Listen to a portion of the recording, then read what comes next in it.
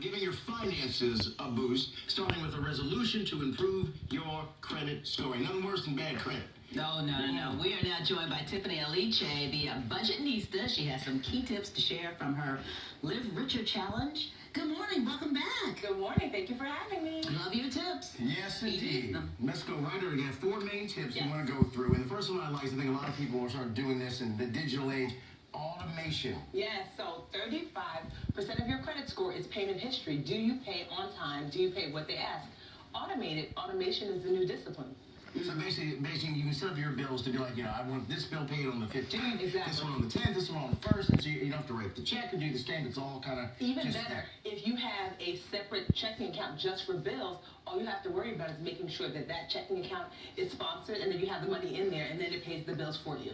Is that like a constant monitoring that they do too, to just see what your payments are like? Definitely. Do they want to know, really the role of a credit bureau is to see, do you pay people on time, so that way other people can decide if they want to lend to you. And so really making on-time payments is one of the ways they judge you. So you want to make sure you do that on time and make sure you do a good job at that. Okay. And your second tip was utilization. Yeah, so most people don't realize that 30% of your score is how much of your credit limit are you using.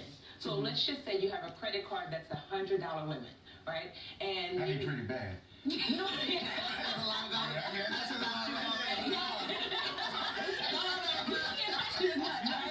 So you have a $100 limit, so you really don't want to have a balance more than $30. So 30% really is the max. Most people are in the 50, 60, 70% range, and you're bringing down your score. So get your utilization under 30%.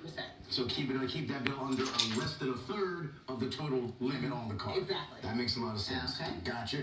And this one I have a question about. This you say a little bit of piggybacking. Yeah. Now, this is interesting. So you can actually inherit people's good credit. So let's just say your grandma, your mother, your brother, someone has good credit and they have a credit card that they've used and they use it well. What you can do is ask them if they can add you as a authorized user and you can inherit that good credit.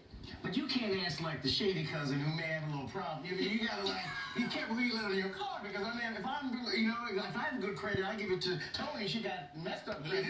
You're not gonna give Tony your card. Right. So you have to be careful, selective. No, you're not gonna. That person's not gonna issue you a card. Instead, they're gonna add you as an authorized user, and they're gonna continue doing what they normally do, and it's gonna look like both of you are being responsible. That's the way it works. So if the person messes up, though, it's still on my credit, so I gotta stay on them to handle the card. Right. As an authorized user. So you want to make sure that's why, like, grandma's been doing great 80 years. Right. So you can trust grandma to continue to do great. So that's the type of person you would ask to add you as an authorized user. Someone who already has a great credit history. Okay. And the last point here that you had off is pay off your pennies. Yeah, so people don't realize that credit bureaus really like to look at your habit more than the money.